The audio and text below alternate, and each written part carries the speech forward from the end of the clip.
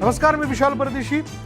या बुलेटिनमध्ये आपलं सगळ्यांचं स्वागत. रविवार असला तरी घडामोडी अगदी वेगाने घडतात आणि त्यातल्या त्यात सगळ्यांच्या चिंतेची आणि चर्चेतली बातमी म्हणजे युक्रेनमधलं युद्ध.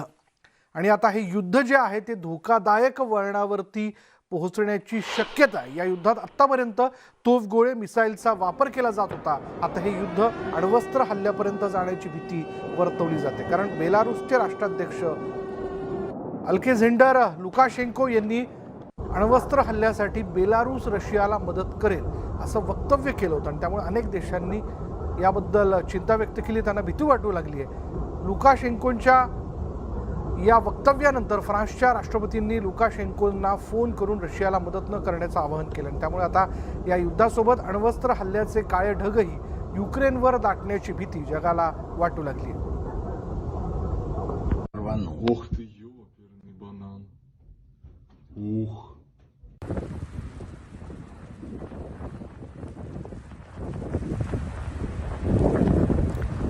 बेलारूसने रशियाला पाठिंबा व्यक्त केलेला आणि त्याचबरोबर बेलारूसचे राष्ट्राध्यक्ष अल्केझेंडर लुकाशेंको यांनी अण्वस्त्र हल्ल्यासाठी बेलारूस रशियाला मदत करेल असं वक्तव्य केलं आणि यावरनं आता जगभरात चिंता व्यक्त केली जाते. अण्वस्त्र युद्धाला कोणाचाही पाठिंबा नाही, मुळात कोणत्याही युद्धाला कोणत्याही देशाचा पाठिंबा असू शकत नाही, पण रशियाने ज्या प्रकारे युक्रेनवरती हल्ला केला त्यावरनं जगभरात निषेध व्यक्त होत असताना आता बेलारूसचे राष्ट्राध्यक्ष लुकाशेंको यांनी मात्र अण्वस्त्र हल्ल्यासाठी बेलारूस रशियाला मदत करेल असं वक्तव्य केलं आहे. बोलूयात, आमचे प्रतिनिधी प्रशांत लीला रामदास आपल्याबरोबर आहेत.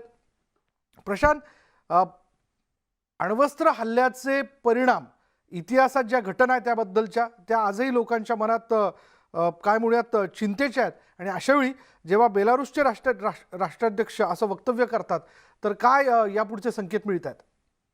नाही विशाल, जर बघितलं आपण ज्या पद्धतीनं अण्वस्त्र हमल्याची शक्यता व्यक्त केली जात आहे, खास करून युक्रेन वरती, आणि युक्रेन जर बघितलं आणि युक्रेनचे ज्या पद्धतीने जे न्यूक्लिअर पॉवर प्लांट आहे आणि त्यानंतर सोबतच जर बघितलं आपण तर ज्या पद्धतीने तिथे रशियानी आता हेकेखोरपणा भूमिका घेतलेली आहे आणि त्यांनी ज्या पद्धतीने या सर्व महायुद्धाचा जो सुतोवाच करण्याचा प्रयत्न केला. एकीकडे अमेरिका म्हणतात की तिसऱ्या महायुद्धासाठी तयार राहो जर तुम्ही निर्बंध लादले नाही तर, आणि आता नुकतंच जे माहिती पुढे आली आहे की आता जे देश आहे जसं हंगेरी असो, पोलंड असो, रोमानिया असो, चेकोस्लोवाकिया असो, यासारखे जे देश आहेत या देशांवरती आता एक मोठा परिणाम रशियाने आपली अधिसत्ता स्थापन करण्याचा प्रयत्न करतोय आणि नाटोच्या सगळ्या प्रक्रियांना दूर करण्याकरता रशिया आपली भूमिका बजावत आहे. आणि रशियाने जर बघितलं ज्या पद्धतीनं या पद्धतीनं आता त्यांनी स्पष्ट केलंय की जर युक्रेन आम्हाला आत्मसमर्पण त्यांनी केलं नाही, आमच्या समोर शरणागती पत्करली नाही तर आम्ही न्यूक्लिअर वॉर देखील करू शकतो. त्यामुळे एक मोठा धोका निर्माण झालेला आहे आणि आता या संदर्भात आता खास करून जागतिक स्तरावरती United Nation of Security Council कशा पद्धतीनं निर्णय घेताना ज्या पद्धतीनं युक्रेननी आवाहन केलेलं आहे की आम्हाला जास्तीत जास्त शस्त्रास्त्र द्यावं म्हणजे आम्ही रशियन लोकांचा सामना करू शकू. या सगळ्या पार्श्वभूमीवरती विशाल हे महत्वाचं ठरणार आहे की आता पुढचं पाऊल काय असेल युक्रेनचं. स्टुडिओ मग सगळ्यात महत्त्वाचा मुद्दा ठरतो तो कोणीतरी यामध्ये मध्यस्थी करण्याचा, तर तसे प्रयत्न देखील फ्रान्सकडनं होताना दिसत आहेत. फ्रान्सच्या राष्ट्राध्यक्षांनी बेलारूसच्या राष्ट्राध्यक्षांना फोन करून त्यांना मदत न करण्याचं आवाहन केलंय, तर रशियावरचा दबाव या पद्धतीने वाढू शकतो का? विशाल, जागतिक जर राजकारण बघितलं आपण तर जागतिक राजकारणामध्ये साधारणतः अमेरिकेची नेहमीच अधिसत्ता आपल्याला पाहायला मिळाली आहे आणि युक्रेन असो किंवा हे जे सोव्हिएत युनियनचे जे जुने देश आहेत जे आता विविध नावाने ओळखले जातात, उदाहरणार्थ पोलंड असो, रोमानिया असो, यासारखे देश जे आहे, हंगेरी असो, जे पूर्वी रशियाचा भाग होते आणि सोव्हिएत युनियनचे भाग होते, त्यावेळेसची परिस्थिती आणि आताची परिस्थिती फार वेगळी आहे. अशावेळी रशिया स्वतःला एक महासत्ता म्हणून स्थापन करण्याकरिता प्रयत्न करत आहे. अशा या प्रयत्नांना हाणून पाडण्याकरता आता विविध देश जसा बेल्जियम सारखा देश जो आहे तो देखील प्रयत्न करतोय, डेन्मार्क प्रयत्न करतोय, झेक प्रजासत्ताक जो आहे तो देखील प्रयत्न करतोय, जर्मनी देखील या संदर्भात हस्तक्षेप करण्याचा निर्णय घेतलेला आहे. पण त्यांना सैनिकी सहाय्य करण्यापेक्षा त्यांनी जवळपास 1000 टँक विरोधी शस्त्र दिलेले आहे, 500 सिंगल क्लास मिसाईल्स दिलेले आहेत. युक्रेनने जवळपास 2000 मशीन्स गन दिले आहेत, 3000 800 टन इंधन दिलेलं आहे.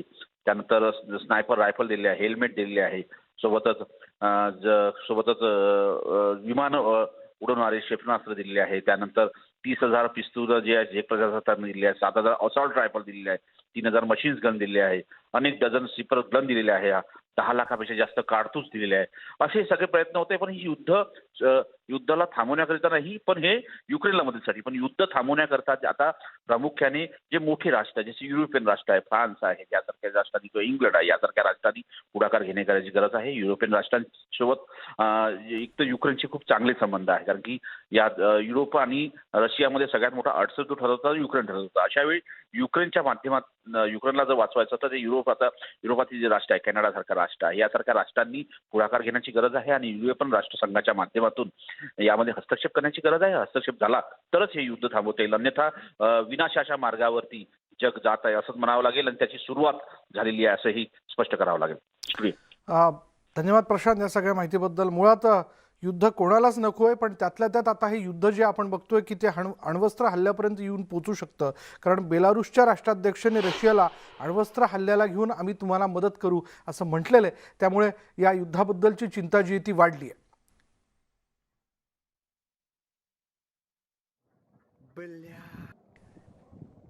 Что там, мразь?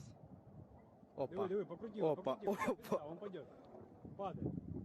На саге. आपण बघतोय युक्रेन धगधगतंय. युक्रेनच्या अनेक भागांवर रशियाचा ताबा आहे. कीव, खार्किव, ओडेसामध्ये मिसाईल हल्ला करण्यात येतोय. काही दृश्य देखील आपण पाहतोय. दक्षिण पूर्व उत्तर भागात रशियाचं सैन्य आता तैनात आहे. रशियाचं सैन्य तिथपर्यंत जाऊन पोहोचलंय आणि उत्तरेकडून रशियन सैन्य आता हळूहळू आत शिरत आहे. तर चर्निववर रशियन सैन्याकडून मिसाईल हल्ला करण्यात आला. चर्नोबिल शहरातून नदीद्वारे हे सैन्य पश्चिमेकडे वाटचाल करते, तर पूर्वेला खार्किवमध्ये बॉम्ब हल्ले केले जातात. डोनेट्स्कमध्येही सैन्याची लढाई सुरू आहे. दक्षिणमध्ये क्रिमियामधून रशिया आता आत शिरलाय.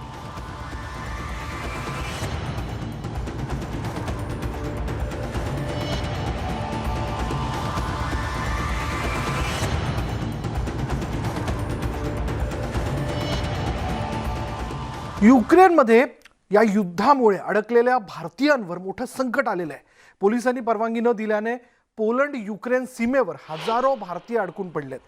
गेल्या 2 दिवसांपासून हे विद्यार्थी सीमेवरती अडकून पडल्याचं कळत आहे आणि त्यांच्या खाण्यापिण्याची तिथे आता मोठी समस्या निर्माण झाली असून गेले 2 दिवस त्यांना बिस्किट आणि पाण्यावरती काढावे लागलेत. मात्र तरीही हे भारतीय तिथल्या परिस्थितीला धैर्याने तोंड देत आहेत.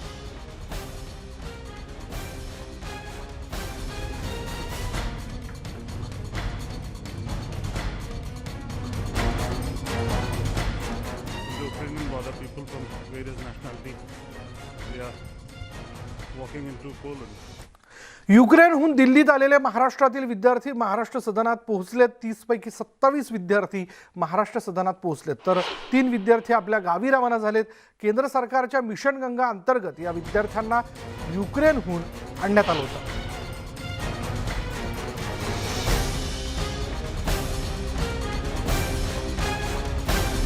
युक्रेनमधून आलेल्या महाराष्ट्रातील विद्यार्थ्यांशी संवाद साधलाय आमचे प्रतिनिधी प्रशांत लीला रामदास यांनी.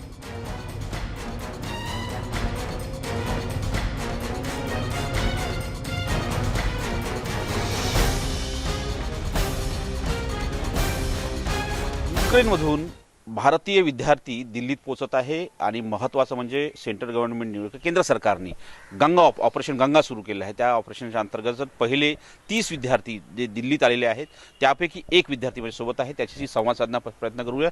तो दिल्लीत आलेला आहे. तुझं नाव काय आणि तू कुठला आहे? ओके. नमस्कार सगळ्यांना. माझं नाव ऋषिकेश राठोड आहे. मी यवतमाळ जिल्ह्याचा विद्यार्थी आहो. मला युक्रेनमध्ये येऊन 5 वर्ष झाले. सध्या मी 5th इयरचा स्टुडंट आहो. 2017मध्ये मी युक्रेनला आलो होतो, ॲडमिशन घेतली होती. त्यानंतर सक्सेसफुली सगळे इयर पास करत करत आता सध्या 5th इयरमध्ये आलो होतो. 5व्या वर्षाला आहे तुम्ही वैद्यकीय क्षेत्राच्या वैद्यकीय अभ्यासक्रमाच्या. जेव्हा तिथे युद्धाची पहिली झलक मिळाली किंवा पहिलं माहिती मिळाली की युद्धाची आता सुरू होण्याची शक्यता आहे, तेव्हाची परिस्थिती आणि आताची कशी परिस्थिती आहे? फर्स्ट ऑफ ऑल तुम्हाला पण माहीत आहे ट्विटर आहे सध्या, यूट्यूब पण आहे, या सगळ्यांवर आम्ही न्यूज वगैरेमध्ये बघत होतो की काय चालू आहे, काय घडत आहे. पण पूर्वी सिच्युएशन सगळी नॉर्मल होती. असं आम्हाला काहीच वाटत नव्हतं की एवढं सडनली काही होईल युद्धाची परिस्थिती. आम्हाला नाही माहीत होतं की पुतिन एवढा विगरसली अटॅक वगैरे कराल आणि हे सगळं होईल. आम्ही नॉर्मली अटेंड करत होतो, आमची क्लासेस वगैरे सगळी नॉर्मली चालत होती. अचानक फ्रायडे नाईटला 5 वाजताच्या दरम्यान त्यांनी अटॅक केला. तेव्हा मी जागीच होतो, ट्विटर वगैरे हँडल करत होतो. तर आमची सगळ्यांची परिस्थिती खूप हे असमंजसमध्ये पडलो होतो आम्ही की आत्ता काय करायचं. अचानक एवढी इमर्जन्सीची सिच्युएशन पण लागू झाली. प्रेसिडेंट जे युक्रेनचे आहे झेलेन्स्की, व्लादिमीर झेलेन्स्की, त्यांनी चला, हेही नसते थोडके की केंद्र सरकारच्या मिशन गंगा या मिशन अंतर्गत बहुतांशी विद्यार्थी जे ते पुन्हा एकदा भारतात परत आणले जात आहेत. अजूनही काही भारतीय तिथे अडकलेत, त्यामुळे ते देखील या मिशनच्या अंतर्गत लवकरच एअरलिफ्ट केले जातील अशी अपेक्षा आपण करूयात. यानंतर इथे वेळ झाली का ब्रेकची. ब्रेक घेऊयात. पहा फक्त न्यूज 18 लोकमत.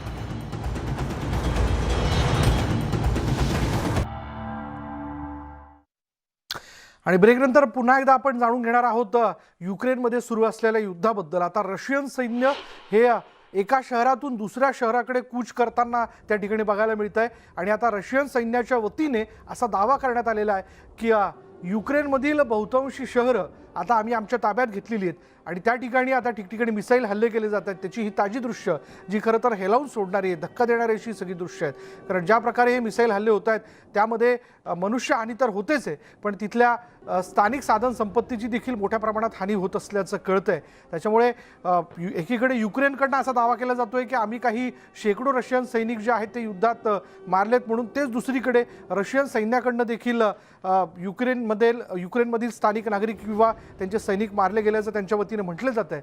पण अर्थात हे युद्ध कोणालाच नकोय, पण हे युद्ध आता एका धोकादायक वळणापर्यंत येऊन पोहोचलंय.